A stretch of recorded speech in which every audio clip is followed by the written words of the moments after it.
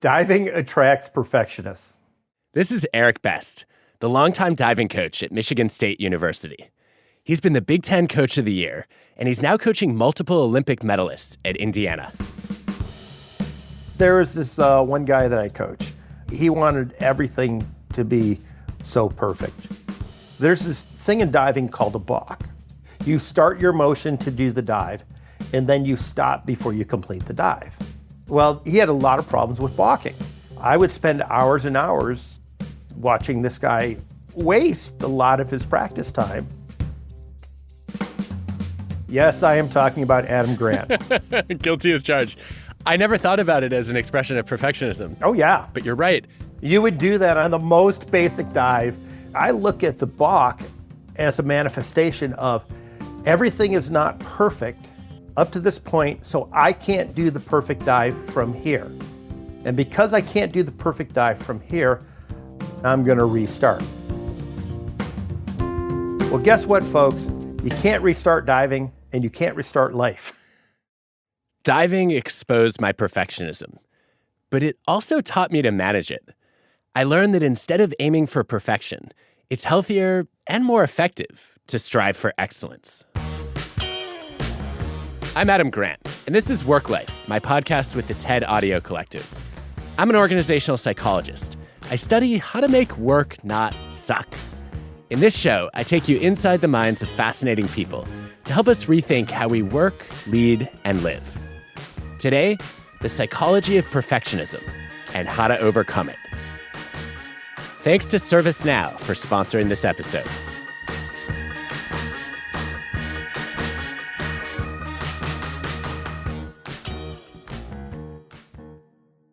Growing up, my mom told me that no matter what grade I got in school, as long as I did my best, she would be proud of me. And then she added, but if you didn't get an A, I'll know you didn't do your best. It made it clear that I shouldn't settle for anything less than perfect. Striving to do your best is a good thing. In many jobs, success depends on avoiding errors. You probably wouldn't want a surgeon or a pilot who didn't mind making mistakes. But there's a big difference between valuing excellence and being a perfectionist. Striving for excellence is pursuing high standards of quality. Perfectionism is very different. And I'm not talking about that time in a job interview when you said, my greatest weakness is that I am too much of a perfectionist. We're going to talk about this like a true perfectionist would, with precision.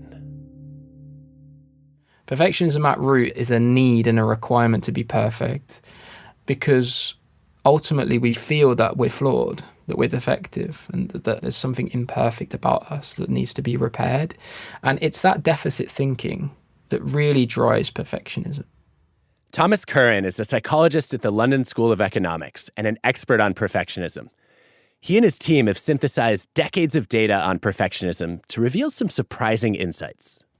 The way that perfectionism is built, it makes us very sensitive and vulnerable to those setbacks and failures which occur all the time because it's a threat to that idealized version of who we want to be and who we think we should be. Of course, that creates a lot of anxiety, a lot of worry, and stops us taking risks, stops us pushing ourselves forward. And so they're very careful about what situations they do and don't place themselves in and what things they do and don't push themselves for. And as a consequence, they don't necessarily succeed in the long run. I was a diver. All right. My third year, I got an award from my team. It was the If Only Award. There was like a little cartoon drawing of me saying, if only I had pointed my left pinky toe, I would have gotten an 8.5 instead of an 8. And it was maddening. I would not leave the pool because I always felt like there was something I could have improved. And I kind of drove myself insane. Yeah. It's probably one of the few things in life where perfection does actually have a definition. I.e., like, this is the perfect 10 when you drive yourself mad trying to achieve something that really is just simply impossible. I never got a 10 because you have to be an Olympic caliber diver to get them, and I wasn't. And I always felt like there was this unreachable standard of perfection, and no matter how hard I worked and how much I improved, I'd never gone anywhere near it. You see a lot of self-criticism, that's for sure. And that isn't unique to diving. After my lectures, you'd probably see me extremely anxious about saying the right thing or making the point in the most comprehensive and eloquent way. And then when I'm outside of the lecture hall, berating myself because I said something silly, or I didn't say something right, or I couldn't answer a question 100% perfectly. When I've done something well, there's not a great deal of happiness. It's more, thank goodness I didn't screw up. Are you saying you're a perfectionist? 100%, 110%, definitely. Along with berating themselves, perfectionists waste a lot of time on details that don't really matter. If there was a pie chart of my life, the shaded part that says tinkering and perfecting would be by far the largest. When did you first realize you were a perfectionist? Working in academia, as you'll know, we're taught to value and almost celebrate the takedown, the criticism. You're going to get smacked down a lot, unfortunately. And I went to Australia early in my career to do a postdoc, and that was a really competitive environment. And I just put too much pressure on myself. I thought that I was constantly failing. I saw other people around me who I thought were doing far better, and I felt I needed to overcompensate, work harder to keep up, and I got very exhausted, felt very burnt out. That was the point at which I knew that perfectionism was a problem in my life.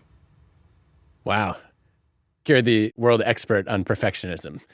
I would think in some ways that means you would be better at managing it than anyone else. So I'm better now, but the first thing to say, it's really difficult because as well as being a personality trait, perfection is all around us.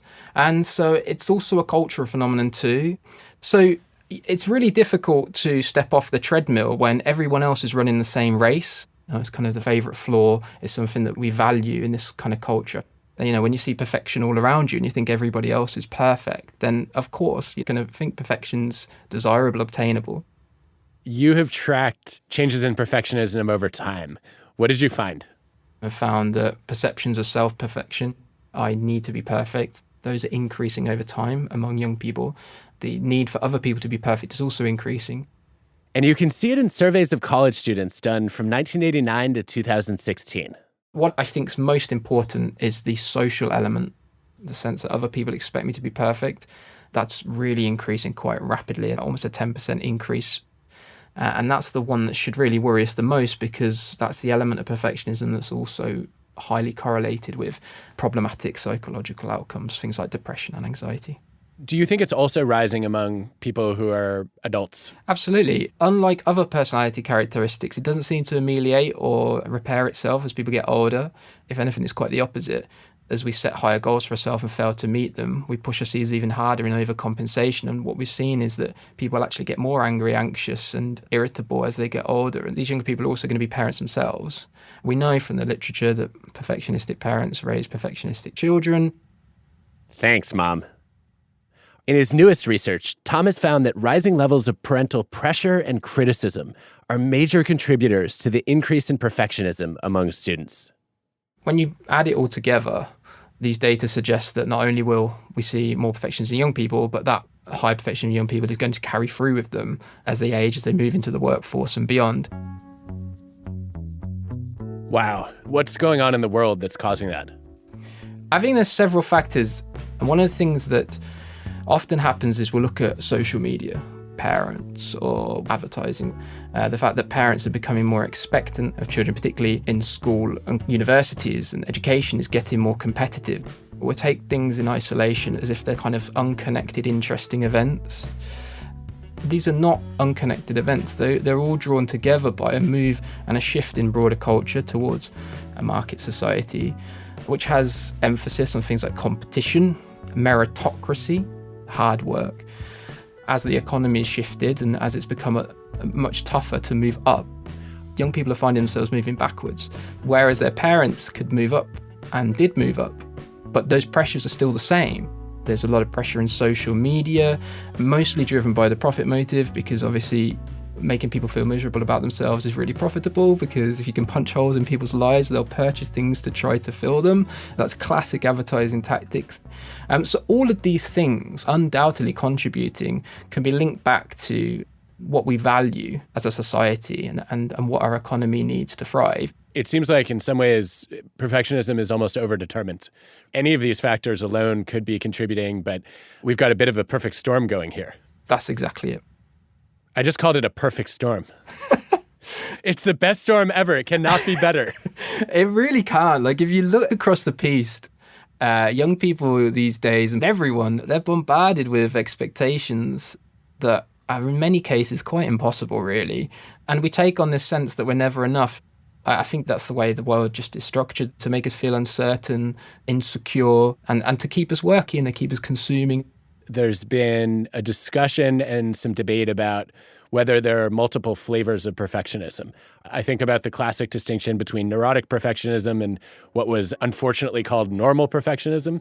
Do those distinctions stand up? Those distinctions don't stand up. Very famous correctional psychologist said that perfectionism is an inherently impossible goal. Something that is inherently impossible cannot be healthy. Personally, I've found perfectionistic strivings of saying, I want to make this as close to perfect as possible, more motivating and probably more constructive than perfectionistic concerns where I'm constantly worried that I'm going to fall short of perfect. I think you're saying that still both of those are probably not healthy. Nobody would ever argue, certainly not me, that we shouldn't be trying to be more conscientious, more diligent, more flexible, persevere more. But it's very different to perfectionism. That's why I'm trying to make the links here between what's going on in broader culture, because that's where it starts. All of the perfectionistic behavior that we see are ultimately involved in trying to repair what we think is defective. Once we view perfectionism from this angle, it's really difficult to make a case that this is something that's in any way positive. You're reminding me of a meta-analysis that my colleague Donna Harari published showing that perfectionism predicted higher performance in school, but not in work. When things are going well, perfectionism kind of keeps us ticking over and it's not overly problematic. It can spur high performance under certain circumstances. It's something that could have performance benefit. Perfectionism could be useful on formulaic tasks. It might help you ace a math test. But at work, there's rarely one right answer. Now, as you get older, as performance outcomes start to become more subjective and based on other factors rather than the grade and the metric, that's when things start to become difficult for perfectionists. That unknown is really scary because failure is so catastrophic for their sense of self and, importantly, for the validation that they receive from other people. That's what holds them up in the world. It reinforces to them that actually they do matter when they think they don't. In diving, at the state championships my senior year, I missed my best dive and fell short of a goal I'd been pursuing since I was a freshman. I felt like I'd wasted 4 years of training and let my team down. So what did I do? I went right back to practice and exhausted myself trying to fix that dive. Only now, no one was watching. And that's where the burnout comes from, It's that cycle of self-defeat that perfectionists engage in. And they're constantly hyper-vigilant and wary about how other people are perceiving them and how they're performing. And that's a lot of mental energy expended just trying to uphold an image that you want other people to see. One of the reasons that perfectionists are vulnerable to burnout is because they overdo it and they never want to let go. But on the other hand, you're saying that even if they can avoid that instinct, they're still likely to undermine themselves through self-handicapping and saying, I don't want to know that I was not capable of doing this, so I might as well just not try that hard. And we see this a lot in our research. They hold off their effort after they failed the first time. They're just saving face. They're just basically saying, I can't fail at something I didn't try. And so that's not to say that they don't put in loads of effort. It's just to say that they're quite strategic about where that effort is placed, and it's often very inefficient. It's placed in areas where there's very high chance of success and away from areas where there's a very high chance of failure. Sounds like it doesn't make sense, but when you actually break it down and think about it, it makes perfect sense. Yeah, it does. Practice can make perfect, but it doesn't make new. It's really hard as a perfectionist to have a creative insight or a fresh approach to solving a problem when you're just repeating the same habits over and over again, trying to stamp the variation out of them and eliminate all the errors. I think it's not to say perfectionists can't learn to be these things, but creativity is such a difficult thing to break through when you have high levels of perfectionism. This is why I threw out over 100,000 words of my first draft of my first book. Like, I spelled out the methods of every single study. I remember my agent telling me, your academic colleagues won't even read this. It's too boring.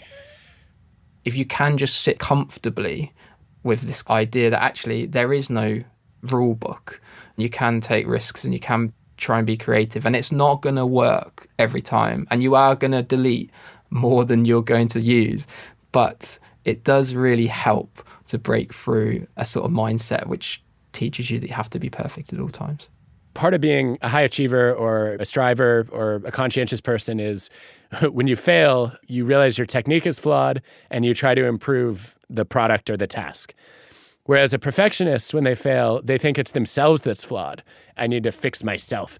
Every piece of feedback is an indictment on the self. Life is one big court of appeal for our flaws. And when life is a big court of appeal for our flaws, then we're going to see our flaws in all the information that's around us. It's the way we interpret the things that happen to us. Okay, if you're a doctor or you're a pilot, you cannot afford to be imperfect. Like, I kind of want to go to the surgeon or get on the airplane of a perfectionist, don't I? No. There would be far too much worry, concern about what might happen in the worst case scenario for me to be comfortable with a perfectionist or a surgeon flying my plane or in charge of my surgery, because of the anxiety that's just invoked by that deficit thinking that I can't screw up, I can't possibly fail. These people are diligent, they are meticulous, and they're trained as such. That's why the process is so lengthy and so rigorous. But they're not perfectionists. So if you are a perfectionist, how do you break free from the rumination while still striving to do your best? I think it boils down to our relationship with failure. At the moment, failure is the great taboo. There are some very real pressures that we feel that create a sense that we must conceal our failure, because whenever we push ourselves out there, society can often stamp us down. We need to slow down and we need to accept that we're going to fail, and we're going to fail many, many times. You know, this kind of fail better movement. It doesn't matter that you failed. Sitting comfortably with failure in this culture is really not an easy thing to do. It's a really brave thing to do, actually. It's so crucial that individually we're able to break down some of those tendencies, but also culturally we're placed in environments where people are able to accept and embrace flaws. And if we can get that right, then these sorts of issues that we're seeing will fade away. And then you'll begin to see that you can still have high standards and you can still shoot for really high goals, but you can do so without the emotional baggage, the cognitive baggage that comes with perfectionistic tendencies, perfectionistic thinking. So you can't allow failure to sit. You have to squash it with the iron fist of redemption. You have to kind of recycle it into growth. Sometimes growth is recognizing that it's time to move on from the domain that triggers your perfectionism. In diving, after I hit a wall in college, I quit. Later, I found that in teaching, research, and writing, I put less pressure on myself. There wasn't one perfect way to deliver a class, design an experiment, or tell a story. But short of quitting your pursuit altogether, there are important things you can do to counteract perfectionism. And there are steps workplaces can take to make it more acceptable to be less than perfect. More on that after the break. Okay, this is going to be a different kind of ad. I play a personal role in selecting the sponsors for this podcast because they all have interesting cultures of their own. Today, we're going inside the workplace at ServiceNow.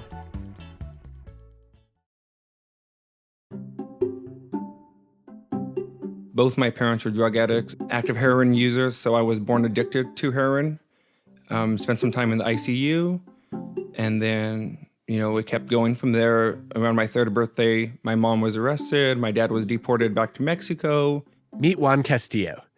Growing up, he didn't expect much in the way of opportunity. So all of that kind of just led to thinking I was going to stay in my hometown and not really achieve much after community college, but made the right friends, met the right people, and got motivated to finish college and get a career. One of those right people was Juan's first boss, Carrie. She opened an unexpected door for him. She told me, this job is not big enough for you. This was a jump start to your career. So when you're ready, I'm ready for you to leave, and, I'll support you in that. In a workplace, we can't get so loyal to our employers or to our mentors or to our careers that we become disloyal to ourselves. Not everyone is lucky enough to have support like that. and Juan is working to do something about it. Today, he works at ServiceNow. He's paying it forward by creating opportunities for underrepresented groups that have been traditionally overlooked in the tech industry. Currently, I am a program manager for the Next Gen professional program, and I build equitable programs to get people into the technology industry.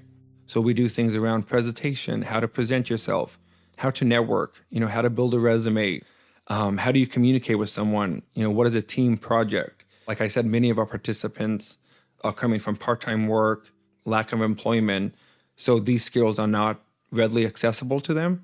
ServiceNow knows that most people already have the basic tech skills to get started.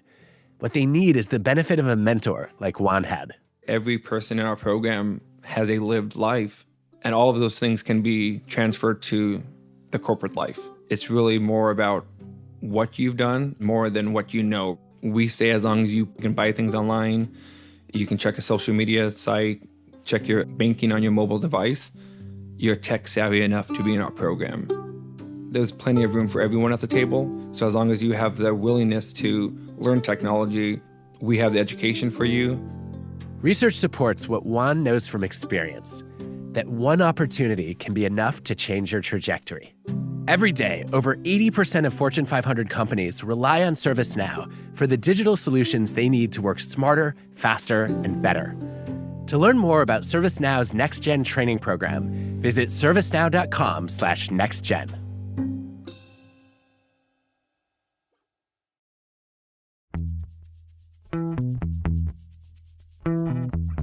Welcome, everybody, to the congregation. This is the Church of Fail. This is Matt Matheson. Before he became a speaking and communications coach, he was a consultant at a social media agency. At least once a month, Matt would gather all their employees and welcome them to the Church of Fail, a special meeting where people volunteered to share their biggest work fails of the week. So, I'm going to ask us to come up here one by one. There's 3 questions that you'll see in front of you. The first question, what did you fail at? Number 2, how did you cope with it? And then number 3, what did you learn from it? And then once you've finished, you're going to get a big round of applause, and everybody else really, really celebrate what we're hearing here. Let's have a volunteer if anybody would like to go first. I was hired to DJ a very early morning gig. I didn't write it in a calendar or anything. I just thought I would remember because it was literally the next day. And I missed the gig. I showed up maybe an hour late. My first radio interview was 15 minutes long and it went really well. And then when it was over, I realized I hadn't pressed record. First of all, I felt horrible. I've never missed a gig before. And what I did was I offered them a free gig for the next time they needed it in order to make up for the lost gig. I instantly panicked and I felt really, really dumb and I was so disappointed in myself. But I had to act quick, so I pressed record and I redid the interview by asking the guest to elaborate on the questions he had already answered. I needed multiple locations to write down and remember what times my gigs were. I learned to quadruple check that I'm actually recording. I also learned that this was a very common mistake when you're first starting off, so I didn't feel so bad.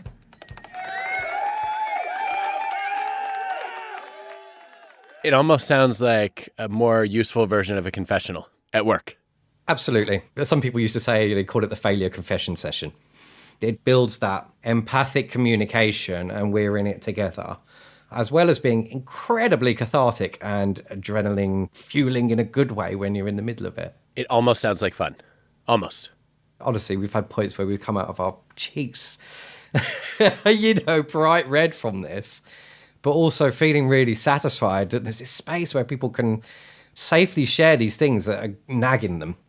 You have the very simple ones, like I busted the photocopier, or I missed a train, or I missed a client deadline. I remember a colleague saying that she took a risk with a dress that she wore to go to see a client because she'd sewed a button on and it went pop on the train. But then at the other end of the spectrum, you have some director-level people from technology firms claim that they've neglected their family because of the amount of time they spent at their desk. You might not have a church of fail, or a synagogue of fail, or a mosque of fail. But your workplace can still take steps to help people face their imperfections. In medicine, for example, there are morbidity and mortality meetings that allow people to share their mistakes and identify areas for improvement. Confessing failures can help people learn to take them in stride. So one of the directors, I remember him sharing why the pitch had been lost. And then another opportunity was won not long afterwards. And he says, I can directly attribute vocalizing that learning around why we lost that pitch for our services and what we got wrong, to then bringing that into what was then a winning pitch for a different client afterwards. What was it about vocalizing it that led to this growth or learning? It's that process of sharing something. There's a real visceral thing that happens in your body, a lot more than if you just shared it in a one-to-one with somebody. Like, you're going to remember that a lot more than if you just made a little note in your learning log. It's almost like giving people a tonic. Once you release something and you share it with other people, a lightness comes to it. You realize that maybe it's not quite such a catastrophic situation as you saw. And over time, doing that on a regular basis brings down that level of catastrophization, if you like, around mistakes and errors and these experiences that maybe feel more awkward to navigate than when the good times are rolling, as it were. Many leaders try to prevent errors by building cultures of perfectionism. Failure is an occasion for punishment. Mistakes are a cause for firings. But research reveals that this approach is counterproductive. It doesn't stop people from making mistakes. It leads them to hide their mistakes. You don't want to penalize imperfection. You want to normalize communication about errors so they can be detected, analyzed, corrected, and eventually prevented. You could start small, okay, and you can set the boundaries around the kind of fails. Okay, so let's just talk about day-to-day things, or just what you feel comfortable sharing. Really, the most important thing here is that the person who is running this leads by example, and you just be clear that there are going to be no repercussions for what gets shared here. But, there might be discussions afterwards. It's not a case of, if you make a mistake and you share it in this forum, there are no consequences. So, for example, behavioral issues or breaches of contract, malicious intent, like this doesn't undo a disciplinary process or those kind of things. There's different levels here. When we share, when we normalize the language around these perceived mistakes, when we learn from each other, then that fosters a culture where people talk about this stuff. So yes, nobody's perfect, and they shouldn't be expected to be perfect at work, because we're not. We're just humans. It's helpful to be part of a culture that accepts and even celebrates human fallibility. But sometimes that isn't enough. You need strategies for dealing with perfectionism within yourself, which is about normalizing your own mistakes and failures. Personally, I found it helpful to adopt anti-perfectionism. I aim to fail a few times a year. Yep, I have a fail quota. What else would you expect a recovering perfectionist to do? I want to get as good as humanly possible at failing. If I haven't had at least 3 projects flop at the end of the year, I know I've just been repeating what I'm already good at and staying in my comfort zone. Having an article rejected, a study bomb, and a speech fall flat is a sign that I'm pushing myself to try new things. It also cushions the blow. When I crash and burn, I can check it off as one of my expected fails for the year. You need that outlet, especially if you're used to measuring yourself against an impossible ideal. My teammates would say I was a total mental case. Meet Jordan Alesnovich. In college, she was a standout diver. I don't like to try new things. I don't like to start anything as a beginner because I do not like to be a beginner. I like to just always be good at it. I think I am definitely a perfectionist. How do you know? Great question. For me, the biggest things are overthinking everything and then overthinking them again later that night or the next week. I don't know if starting gymnastics at such a young age turned me into a perfectionist or if my perfectionist tendencies kind of helped me gravitate toward the sport of gymnastics and then the sport of diving. Halfway through college, Jordan ran into a big problem with her back 1.5. It was a dive that I had been doing for 5 years at this point. And it was just all of a sudden, I had this huge mental block. My brain couldn't figure out how to do it. Couldn't think of how I ever did it. So you're standing backward on the board. Yep. You're supposed to do a backflip and then a dive. Correct. What happens instead? I would just jump backwards off the board.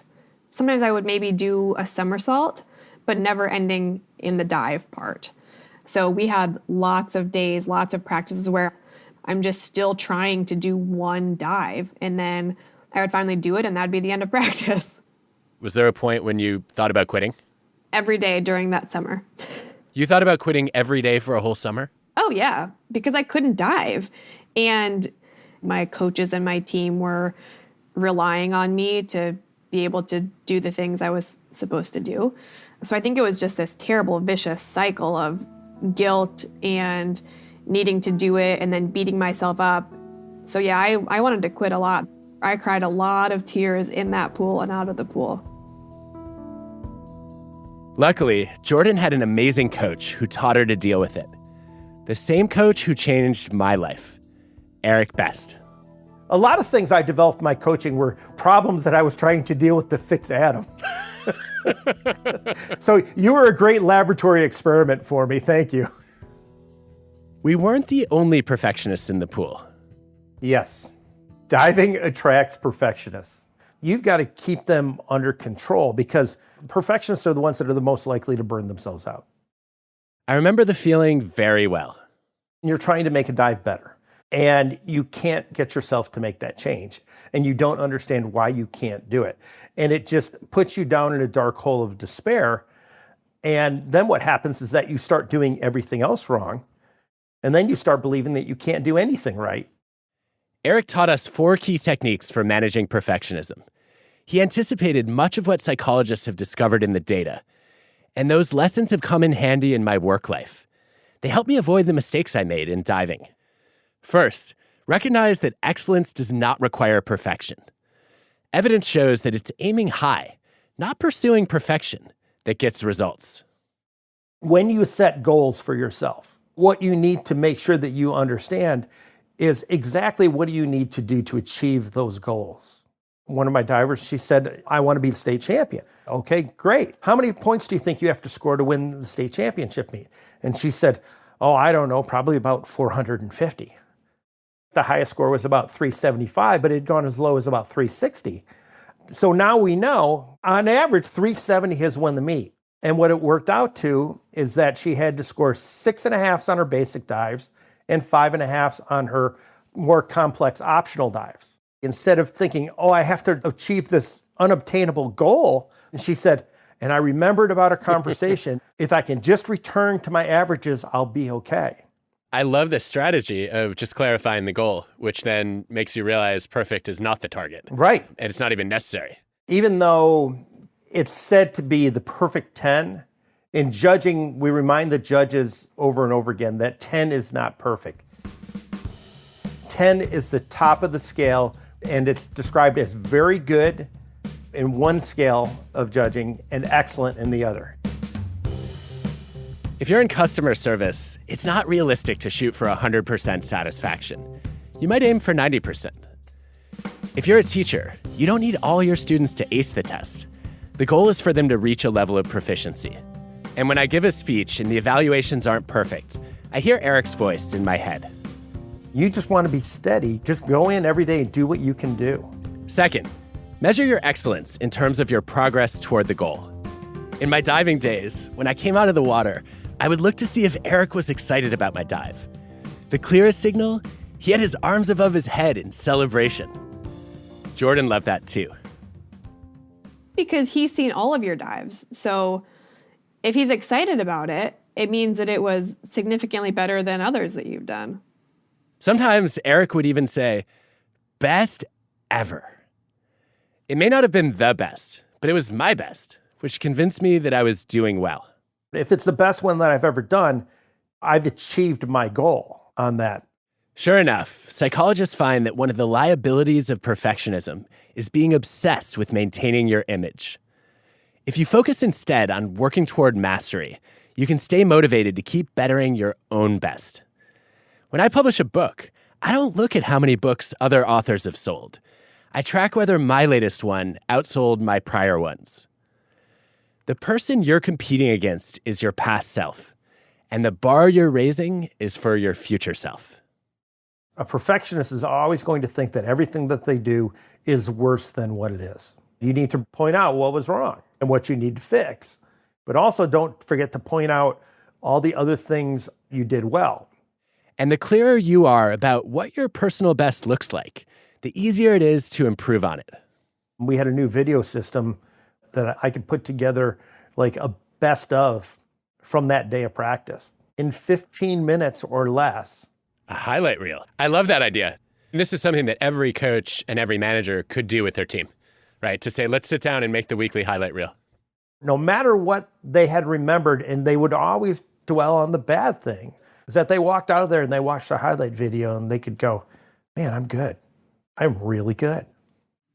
And anytime we did a best ever dive, he would update our best ever file and resend it. I kind of always had a updated best ever compilation to be able to watch. So that was really helpful. What I think is so cool about that is I think it shifts, at least for me, it shifted my attention away from this impossible standard of perfect and toward comparing like my current performance to my past performance. Yeah, making it a me against me type of thing rather than me against perfection. It's often difficult to judge your own performance. This brings us to a third technique for overcoming perfectionism. Find a group of judges you trust. In diving, I was able to rely on Eric for feedback. At work, I've set up a quality control committee.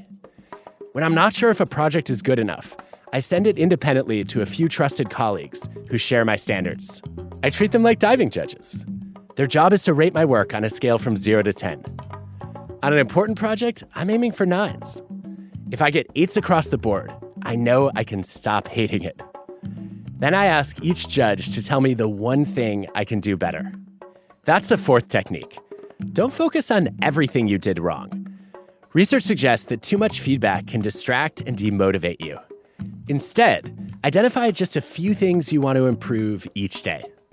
Every time you do a dive, you get coaching on it, and your goal is to make it better. You know, usually with a perfectionist, you settle them down and you give them 2 or 3 things to specifically focus on in the dive.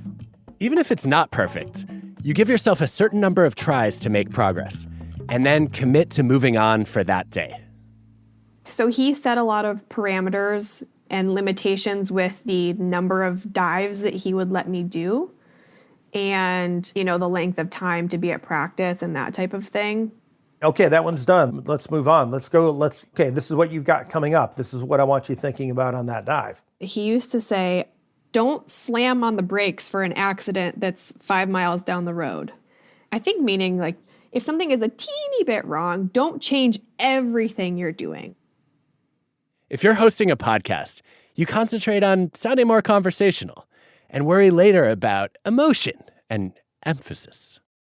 If you're cooking, you focus on improving sauce consistency, not scrapping the whole recipe, unless it tastes really awful. As a physician's assistant, Jordan has learned not to let imperfections bog her down. Working in orthopedic surgery may be where I do the best managing my perfectionism. I could follow the perfect treatment regimen, do all the things that the literature recommends to do for this type of patient, and sometimes it will work, and sometimes it won't. And maybe perfect isn't the goal here either. Maybe it's getting functional, or it's being able to do the activities that the patient wants to do. Perfect isn't attainable in my profession, and just realizing that makes me feel less frazzled and crazy. As a diver, I didn't make the Olympics, but I ended up getting better than anyone expected. You probably went the furthest with the least amount of talent of any diver I've ever coached. And yes, that's meant to be a compliment, not an insult. I'll take it. Your struggles in diving taught you how to manage that perfectionist streak in you, and also helped make you a much, much better teacher. I think you're spot on. I'd been bad at lots of things before, but I never worked at them like I did diving. Right.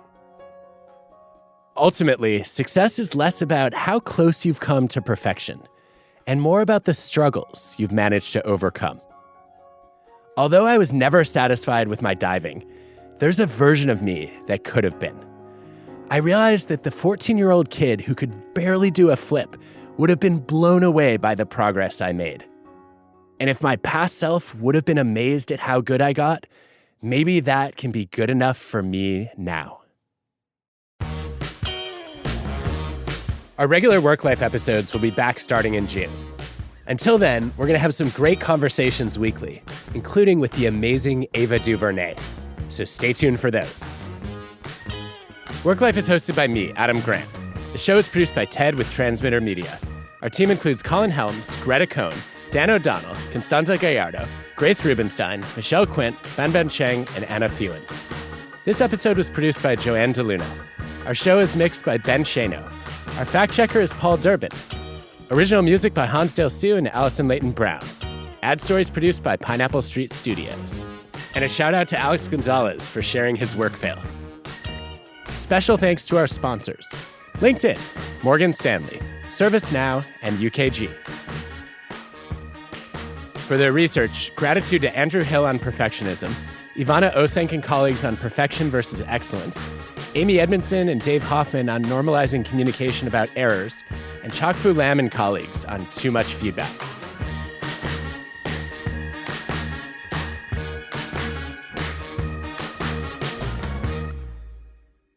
The way that you describe your self-criticism, is that perfectionism or are you just being British? Well, that's a good question. I don't know. Probably both.